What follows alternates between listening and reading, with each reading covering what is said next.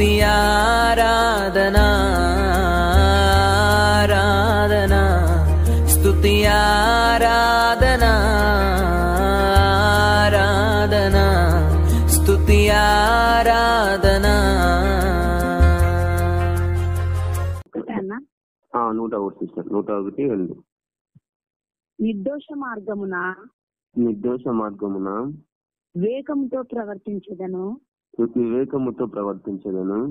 నీవు ఎల్లప్పుడూ నా యొద్దకు వచ్చెదవు. నా ఇంట యథార్థ హృదయముతో నడుచుకొందును. సాగిస్తాను.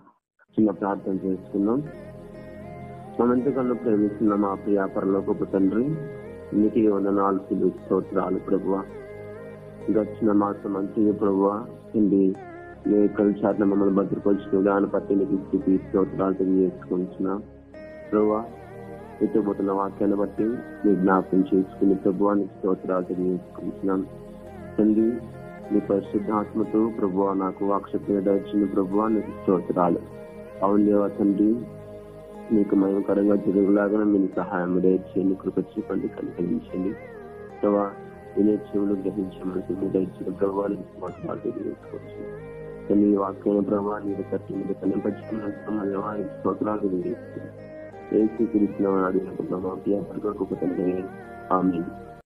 అదేవిధంగా ఇక్కడ దావీదు గారు ప్రార్థన చేస్తున్నారు. ప్రార్థన చేసేటప్పుడు ఆయన ఏమంటారంటే, మీరు ఎప్పుడు నా యొద్దకు వచ్చారు. మనం దేవుడు మన యొద్దకు ఎప్పుడు వస్తారంటే, మనము ఎలాంటి మన ప్రవర్తన కలిగి ఉన్నప్పుడు, మన ప్రవర్తన బాగున్నప్పుడు, మన ప్రార్థన మనం బాగున్నప్పుడు, దేవునిలో మనము నిలకడగా జీవించి, దేవుని ఎందుకు మనం నిరీక్షణ ఉంచి, దేవుని ఎందుకు మనం ఆశ కలిగి జీవించినప్పుడు మాత్రమే దేవుడు మన యొద్దకు వచ్చే దేవుడుగా వస్తున్నాడు. అప్పుడు మనం ఇక్కడ అదే రీతిగా దావీదు గారు అదే రీతిగా ప్రార్థన చేస్తున్నారు. నిర్దోష మార్గంలో వివేకంతో ప్రవర్తించను. అదేవిధంగా నీవు ఎప్పుడు నా యొద్దకు వచ్చాను, నా ఇంట యథార్థ హృదయం నడుచుకున్నాను. దావీదు గారు వాళ్ళ ఇంటిలో ఉన్న ప్రతి ఒక్కరు యథార్థ హృదయంతో దేవుని నడుచుకుందని ఇక్కడ ప్రార్థన చేస్తున్నారు. అదే రీతిగా మనం కూడా అలాంటి మనము దేవుని కోసం దేవుడు మన హృదయంలోకి మనం తీసుకునేదానికి, దేవుడు మన ఇంటిలోకి తీసుకునేదానికి మనము ప్రార్థన కలిగి జీవించే వాళ్ళంగా మనం ఉండాలి. ఎందుకంటే దేవుడు అక్కడ దావీదు గారు ఆనాడు కాలంలో దేవుడు తన హృదయంలోకి తన ఇంటిలోకి తీర్చుకోవడానికి ఆయన ఏమంటున్నాడు, ఎప్పుడు నా యొద్దకు వచ్చేదవు ప్రార్థన చేస్తున్నాడు. అదే రీతిగా దేవుడు మన ఎత్తుకు రావాలన్నా, దేవుడు మన ఇంట్లో నివసించాలన్నా, దేవుడు మన హృదయంలో ఉండాలన్నా, మనము మన ప్రవర్తన మన హృదయం శుద్ధిగా ఉంచుకోవాలి, మన ఇల్లు శుద్ధిగా ఉంచుకోవాలి. అదే రీతిగా మన ఇల్లు మనం శుద్ధిగా ఉంచుకోకుండా, మన హృదయం శుద్ధిగా ఉంచుకోకుండా దేవుడు మన ఎంతకు మన హృదయంకి రాడు. అదే రీతిగా మనము మన హృదయాన్ని శుద్ధిగా ఎప్పుడు ఉంచుకుంటామో అప్పుడే మన దేవుడు మన హృదయంలోకి వచ్చే దేవుడుగా ఉంచుతున్నాడు. అదే రీతిగా మనము దేవుని మనం ఎప్పుడు మనము ఎలాగ మనం ఆయన చూసుకున్నట్టయితే యెషయా గ్రంథము 61వ అధ్యాయము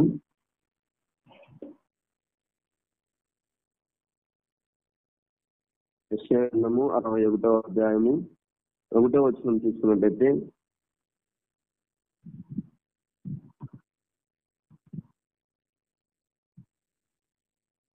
యెషయా గ్రంథము 61వ అధ్యాయము. ప్రభువగు యెహోవా ఆత్మ నా మీదికి వచ్చి ఉన్నది. దీనులకు సువర్తమానము ప్రకటించుటకు యెహోవా నన్ను అభిషేకించెను. నలిగిన హృదయము గల వారిని దృఢపరుచుటకును, చెరలోనున్న వారికి విడుదలను, బంధింపబడిన వారికి విముక్తిని ప్రకటించుటకును యెహోవా హితవస్త్రమును మన దేవుని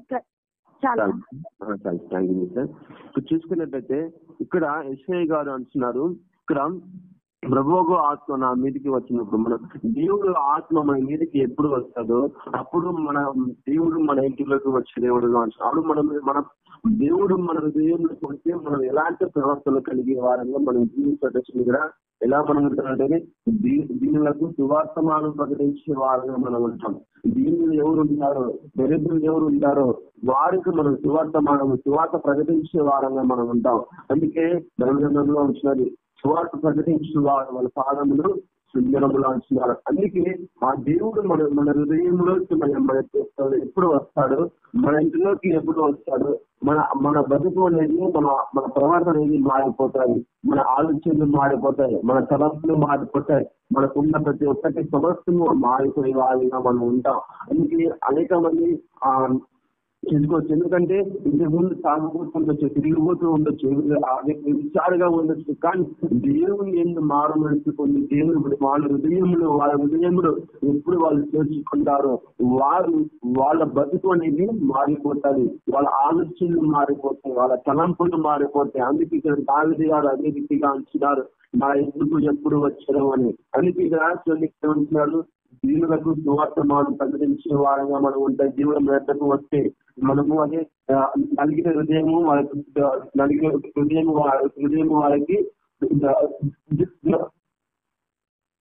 చెరలో ఉన్న వారికి విడిపించే వారంగా మనం ఉంటాం. అందుకే మనము అలాంటి వారంగా మనం ఉండే వారంగా ఉంటాం. అప్పుడే యెహోవా మనలను అభిషేకించి దేవుడుగా ఉంటున్నాడు. అందుకే మనము మన సువార్తమాన ప్రకటించే వారంగా మనం ఉండాలి. అదే నడికే హృదయం వారు చేర్చుకునే వారంగా, వారికి విడిపించే వారంగా మనం ఉండాలి. అందుకే మనం అలాంటి వారం కలిగి ఉన్నప్పుడే దేవుడు మన ఇంతకు వచ్చే దేవుడుగా ఉంటున్నాడు. అందుకే ఇక్కడ యెహోవా ఆత్మ మన నీకు వచ్చే దేవుడుగా ఉంటున్నాడు. అదే మీరు చూసినట్టయితే జకరియా 9వ అధ్యాయము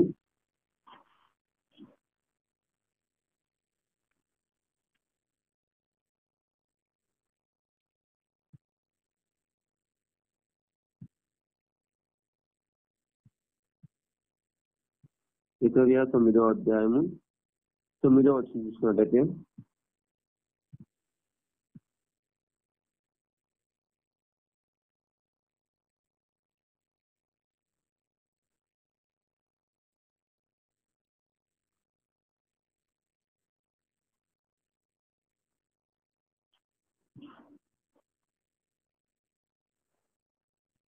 జకరియా 9వ అధ్యాయము 9వ వచనం, సియోను నివాసులారా బహుగా సంతోషించుడి, యెరూషలేము నివాసులారా ఉల్లాసముగా ఉండుడి, నీ రాజు నీతిపరులను రక్షణ గలవాడును దీనుడై గాడిదను పిల్లను ఎక్కి నీ యొద్దకు వచ్చుచున్నాడు. ఇక్కడ దేవుడు ఎలా వస్తున్నాడంటే గాడిద పిల్ల మీద ఎక్కి మన ఎద్దుకు వచ్చే దేవుడుగా ఉంటున్నాడు. అందుకే సియోను నివాసులారా బహుగా సంతోషించుద్ది. ఇక్కడ మనము దేవుని మనం ఎలాగ మనం ఉండాలంటే దేవుని సంతోషంగా జీవించే వారంగా, ఉల్లాసంగా మనం ఉండే వారంగా మనం ఉండాలి. అప్పుడే దేవుడు ఆయన నీతిపరుడు కనుక ఆయన రక్షణ మనకి మన పట్టు ఉండేవాడుగా ఉంటున్నాడు. అప్పుడే మనము ఆయన ఎలా వస్తున్నాడంటే గాడిద మీద ఎక్కి మన ఎద్దకు వచ్చే దేవుడుగా ఉంటున్నాడు.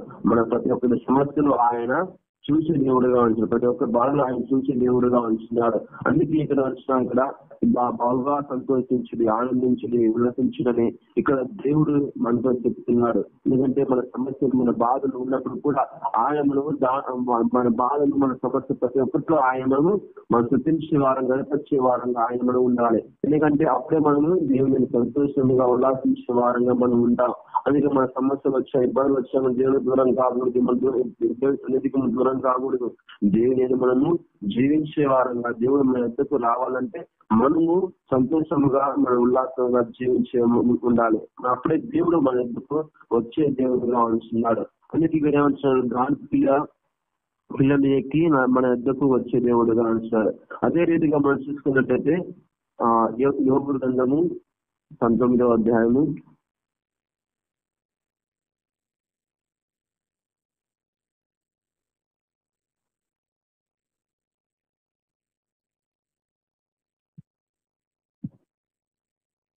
19 గ్రంథం ఎంత అన్నా ఎంత కదా 14 వచ్చింది సార్.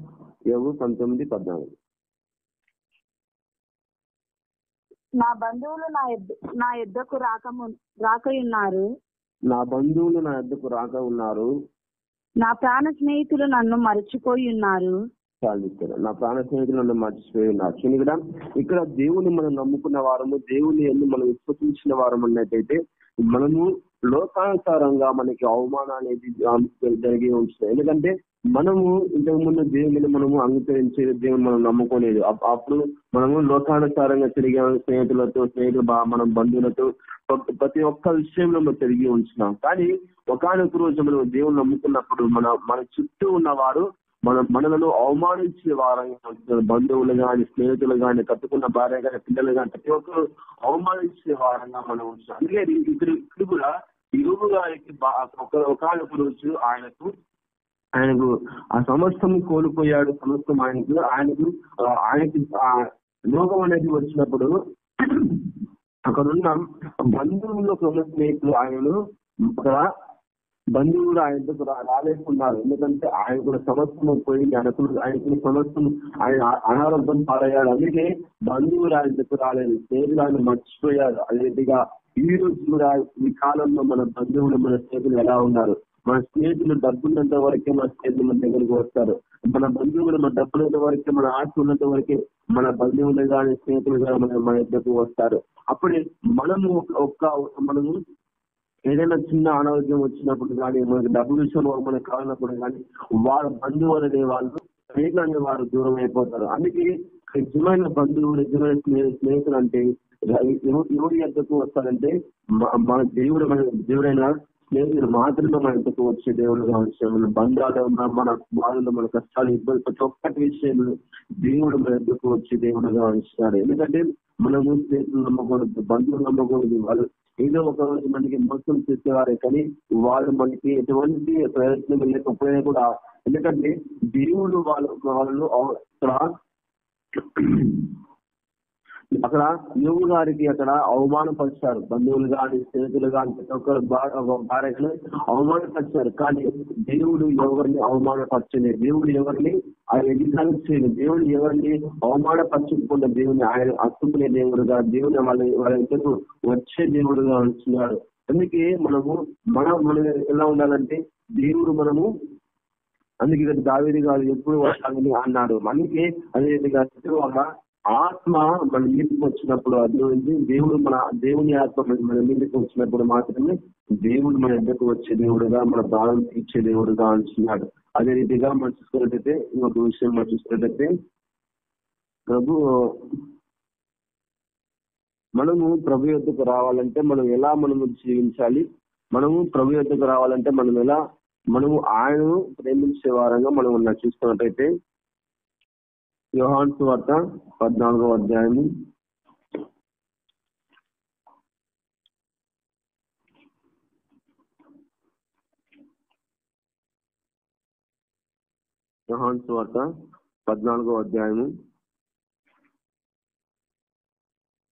23వ వచనం.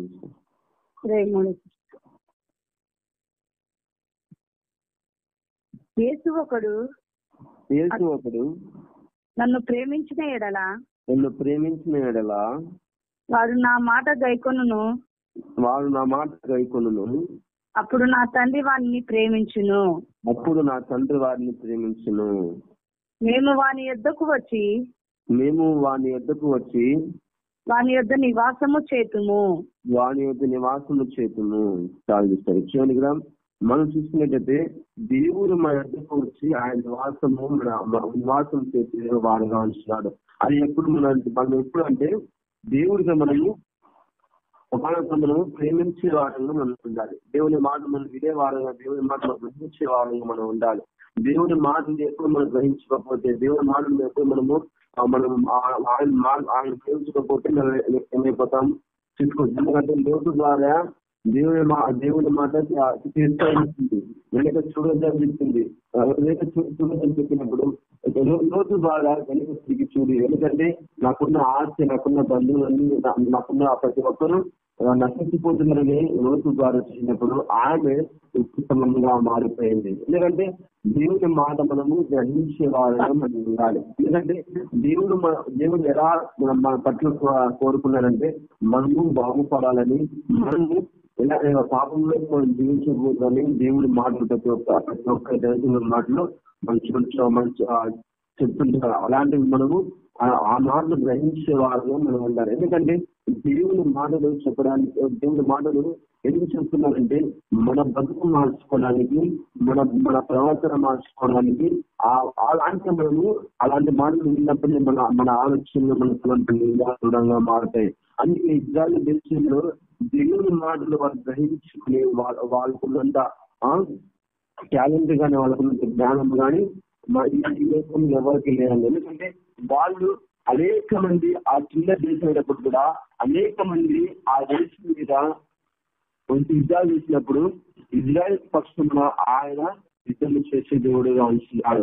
ఎందుకంటే వాళ్ళ దేవుడి మాట వింటున్నారు, దేవుడి మాట వాళ్ళు గ్రహిస్తున్నారు కనుక. ఎందుకంటే వారు ఎంతగానో నీతిగా జీవించే వారుగా ఉంటారు. అందుకే ఇరాన్ కానీ, అదేవిధంగా పాకిస్తాన్ కానీ ఇరాన్ దేశం మీద యుద్ధం అనేది జరుగుతుంది కనుక ఆ యుద్ధం పట్ల విజయం కలిగించే దేవుడు ఆయన. ఎందుకంటే ఇజ్రాయెల్ పక్షమున యుద్ధం చేసే దేవుడు యెహోవా దేవుడు. అందుకే మనం ప్రేమిస్తే ఆయన మన పక్షమున ఆయన యుద్ధం చేసే దేవుడుగా ఉంటున్నాడు. మనం ఆయన ప్రేమించే వారంగా మనం ఉండాలి. ఎందుకంటే ఆయన మనం చూసినట్లయితే మత్తయి వార్తగా ఉంటున్నాడు, లోకమును ఎంతో ప్రేమించినాడు. ఎందుకంటే ఆయన లోకమును ఎంతో ప్రేమించే దేవుడుగా ఉంటున్నాడు. లోకంలో ప్రతి ఒక్క మనిషిని కానీ, జంతువులు కానీ, పక్షులు కానీ, ప్రతి ఒక్కరి మనిషి ఆయన లోకమును ఎంతో ప్రేమించే దేవుడుగా ఉంటున్నాడు. అందుకే ఆయన ప్రేమను మాటలు చెప్పలేము, కవితలో రాయలేము. ఎందుకంటే ఆయన అంత ప్రేమ. ఎందుకంటే ఒక తల్లి ప్రేమగా కొనవచ్చు, తండ్రి ప్రేమ కొనవచ్చు, బంధువుల ప్రేమ కొనవచ్చు, స్నేహితుల ప్రేమ కొనవచ్చు, భార్య ప్రేమ కొనవచ్చు, బిడ్డ ప్రేమ కొనవచ్చు. కానీ ఏసు ప్రేమను కొనలేము. ఎందుకంటే ఆయన ప్రేమ సమస్య మన పైన ఉంది కనుకనే మనం ఇప్పటికీ మనం ఎంత పాపం చేసినా, మనము దేవుని అంటే మనం ఎగితాలి, దేవుని మనము ఇలా మాటలు మనం మాట్లాడినప్పుడు కూడా దేవుడు మన పట్ల కృప చూపుతున్న దేవుడు మన పట్ల ఆయన క్షమించే దేవుడుగా ఉంటున్నాడు. అందుకే ఆయన మన పట్ల ప్రేమించాలి కనుక దేవుడు మనం ఎంత మనము ఎగతాళి చేసినప్పుడు కూడా దేవుడు మనము అవమానపరిచినప్పుడు కూడా దేవుడు మనం ప్రేమించే దేవుడుగా ఉంటున్నాడు.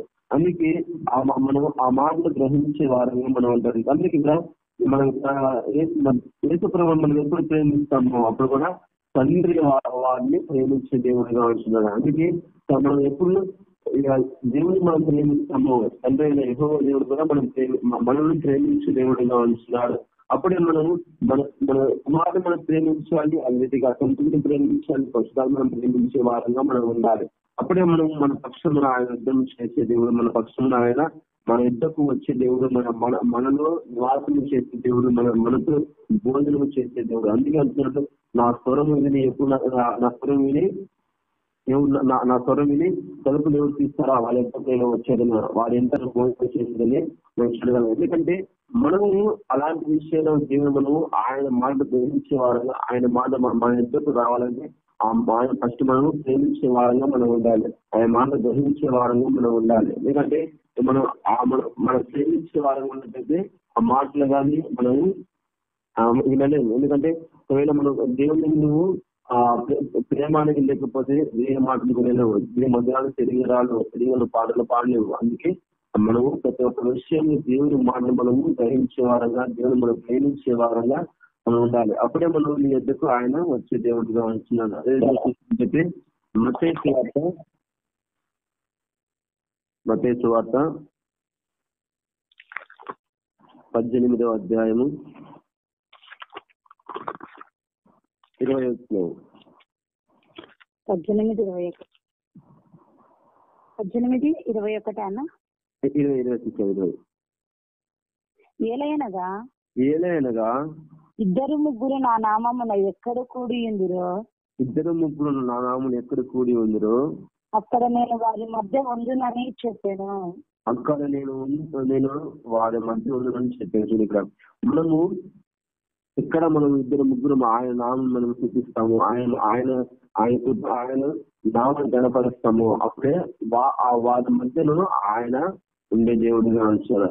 ఎందుకంటే మనం ఎప్పుడు మనస్ఫూర్తిగా మనస్ఫూర్తిగా మనం ఎప్పుడు ఇద్దరు ముగ్గురైనప్పుడు కూడా దేవుని మనం ఎప్పుడు మనం ప్రార్థిస్తాము. అప్పుడే ఆయన మన దగ్గరకు వచ్చి దేవుడిగా ఉంటున్నాడు. అలాంటి కాలంలో అపోస్తలులు అదే రీతిగా ఓ గృహంలో వాళ్ళు ఏకరీతిగా వాళ్ళు ప్రార్థన చేస్తారు. ఏకరీతిగా ప్రార్థన చేసినప్పుడే పరిశుద్ధాత్మ వాళ్ళ మీదకి వచ్చినప్పుడు అన్య భాషల్లో వాళ్ళు మాట్లాడారు. అదే రీతిగా మనం కూడా ఏకరీతిగా మనము ప్రార్థన చేసే వారంగా మనం ఉండాలి.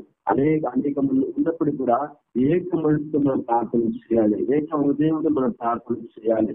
అలాంటి విషయంలో మనం ప్రార్థన చేసినప్పుడు ఎక్కడ ఇద్దరు ముగ్గురు నామం చూపిస్తారో ఆయన నామం చూపిస్తారో అక్కడ వారి మధ్య ఉంచుతారు. ఎందుకంటే ఇద్దరు ముగ్గురు ఉన్నప్పుడు కూడా వాళ్ళ ప్రార్థన వాళ్ళ ఆలోచనలు వేరే ఉంటాయి. ఎందుకంటే మనం ఏకరీతిగా మనం ప్రార్థన చేయాలి. ఎందుకంటే మనం దేవుని మందిరానికి వచ్చినప్పుడు మన ఆలోచనలు మన తలంపులు దేవుని మనం ఆశ కలిగి ఉండాలి. కానీ మనం ఇంట్లో ఆశ ఉండకూడదు, లేకపోతే ఏం చేసుకునే ఆశ ఉండకూడదు. ప్రార్థన వచ్చినప్పుడు ఆలోచనలు మనిషికి ఉంటారు కానీ ఆలోచనలు వేరే ఉంటాయి. అలాంటి ఆలోచన మనం ఉండకుండా దేవుని మనము ఆలోచన కలిగి ఉండాలి. అప్పుడు అందుకే నీకు ఎక్కడైతే నాకు ఉంటానని దేవుడు తెలియజేస్తున్నారు. అందుకే నాలుగు అపోస్తులు అదే రీతిగా వాళ్ళు ఏ రీతిగా ప్రార్థన చేస్తారు కనుకని వారి మీద పరిశుద్ధాత్మ వారి మీదకి వచ్చింది. అందుకే మనం ఏ రీతిగా మనం ప్రార్థన చేసే వారంగా మనం ఉండాలి. అదే రీతిగా వచ్చినట్టు కూడా దానియేలు గ్రంథము 3వ అధ్యాయము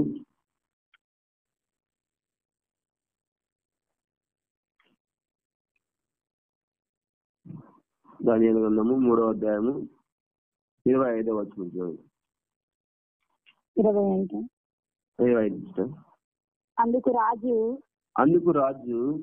నలుగురు మనుషులు బంధకంలో లేక అగ్నిలో సంచరించుట చూచుచున్నాడు. వారికి హాని ఏమీ కలగలేదు. నాలుగవ వాని రూపము దేవతల రూపముతో పోలినదని వారికి ప్రత్యుత్తరం ఇచ్చెను. శత్రుకుడు వీరి దేవుని విశ్వాసం జీవించి నీతిగా జీవించేవారుగా ఉంటున్నారు. ఇక్కడ ఒకనొక రోజు రాజు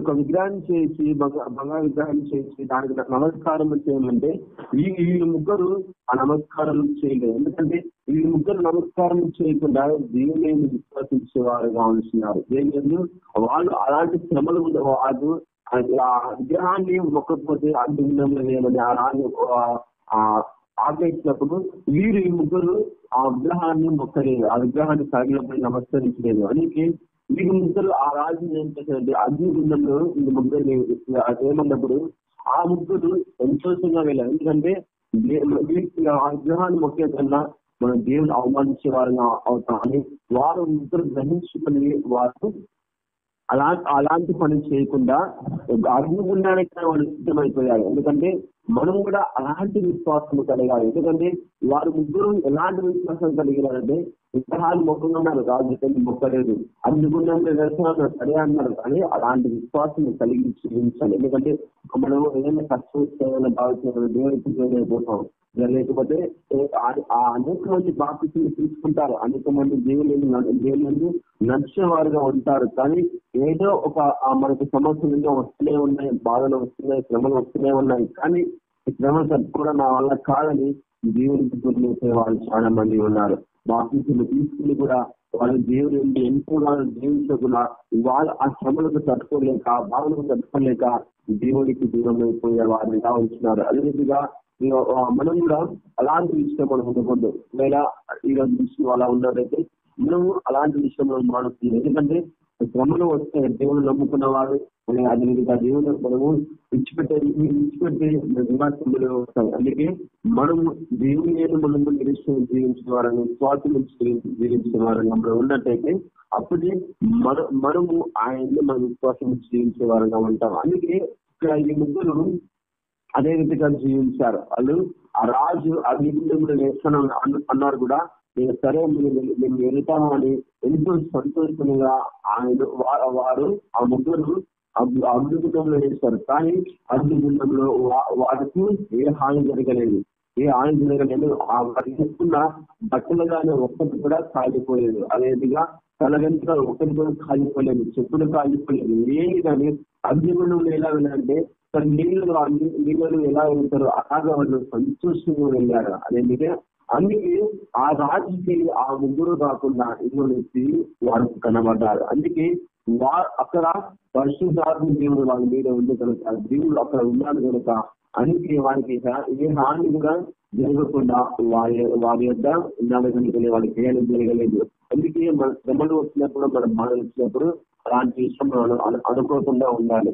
ఒకనొక రోజు మాకు కూడా ఎన్నో శ్రమలు వచ్చాయి, ఎన్నో బాధలు వచ్చాయి. కానీ ఒకనొక రోజు అనుకున్నాం, దేవుని మేము విడిచిపెట్టాలి, దేవుని మమ్మల్ని ఇప్పుడు నుంచి నమ్ముకోకూడదు, మీ స్వార్థ ప్రకటించకూడదు, మీ స్వార్థ మేము చెప్పలేము మేము ఎన్నోసార్లు అనుకున్నాం. కానీ ఒక పవిత్రుడు ఎన్నోసార్లు చెప్పింది, నేను మందిరానికి వెళ్ళను, నేను ప్రార్థన చేయను, నాకు ఎందుకు ఈ బాధలు వస్తున్నాయి, నేను సువార్త ప్రకటిస్తున్నా కదా, నేను దేవుని విశ్వాసంగా జీవిస్తున్నా కదా అని పవిత్ర అన్నప్పుడు మనము అది శ్రమలు వచ్చాయి. కానీ నేను దేవుని ఉపయోగించి నువ్వు వాక్యం చెప్పను, దేవుని మందిరానికి రాను, దేవుని పాటలు పాను, ఏమి చేయని కనుకున్నాను. కానీ అలాంటి మనం చేయకూడదని నేను చెప్పినప్పుడు మరలా ఆయన ఎంతగానో దేవుని విశ్వాసం జీవించింది. ఎందుకంటే ఆ శ్రమలు కూడా ఆయన పెట్టుకుని దేవుని నిరీక్షణ నుంచి దేవుని వెళ్ళి సాగే వారంగా వచ్చింది. అదేవిధంగా అలాంటి విశ్వాసం మనం కలిగి జీవించే వారంగా మనం ఉండాలి. ఒకవేళ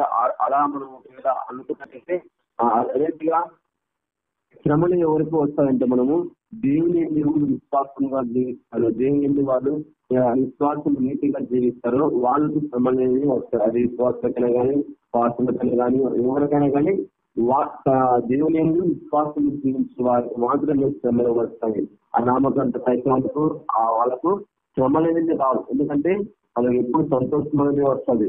ఎప్పుడు విశ్వాసం జీవిస్తామో వాళ్ళకు వాళ్ళ ఇంట్లో అనవసరం పాలనే కానీ వాళ్ళకి ఏదైనా ఒకటి సంఘటన జరిగేది కానీ అలాంటి విషయాలు శ్రమలు అనేది మనకు వస్తాయి. అందుకే మనము అలాంటి శ్రమలకు తట్టుకునే వారంగా దేవుని ముందు విశ్వాసం జీవించే వారంగా మనం ఉండాలి. అప్పుడే దేవుని మన విశ్వాసము ఇంకా దూరంగా అది మన మధ్య ఉంటుంది అనమాట. అదేవిధంగా దేవుడు ఎలా వస్తాడు చూడండి. ఈ విషయం చూసుకున్నట్లయితే మూడవది, దేవుడు ఎలా వస్తాడు. మత్తయి సువార్త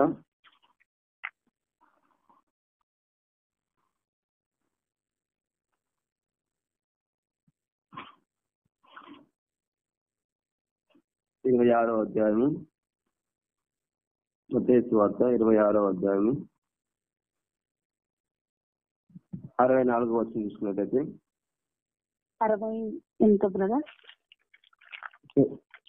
26, 64. 64. అవును.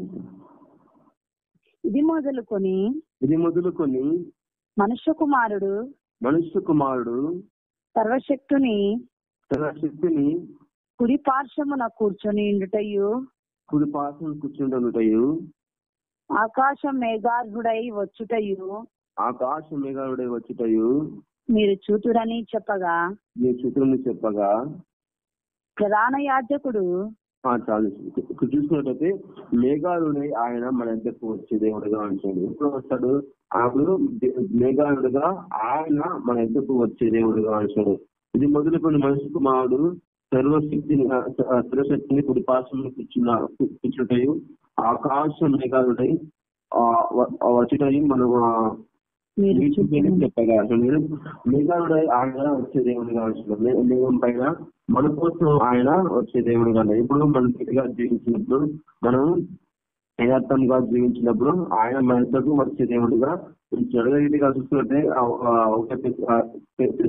5:3 అంటున్నాడు, దొంగ వల్లే వస్తానని కూడా చూపుతున్నాడు. అది మనం దేవుని ఆయన విశ్వాసం మనం ఎప్పుడు జీవిస్తాము, ఆయన దేవుడు వచ్చి మనలను తీసుకొని పోయేవారుగా ఉంటున్నాడు. అందుకే దొంగ వల్లే ఆయన వస్తాడు. ఇది మన అదే రీతిగా ఇక్కడ ఇదిగో త్వరగా వస్తున్నాడు అంటున్నాడు.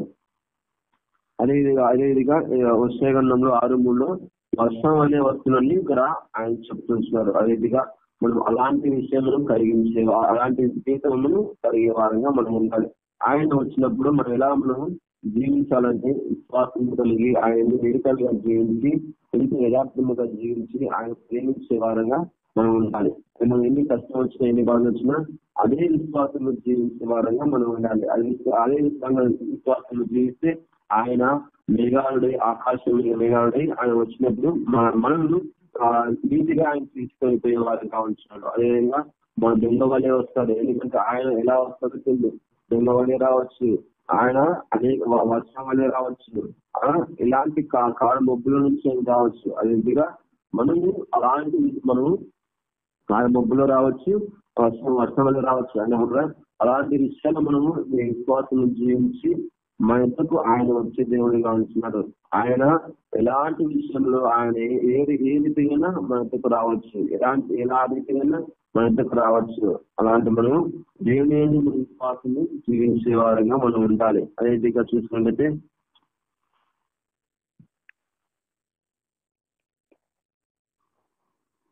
యోహాను సువార్త 14వ అధ్యాయము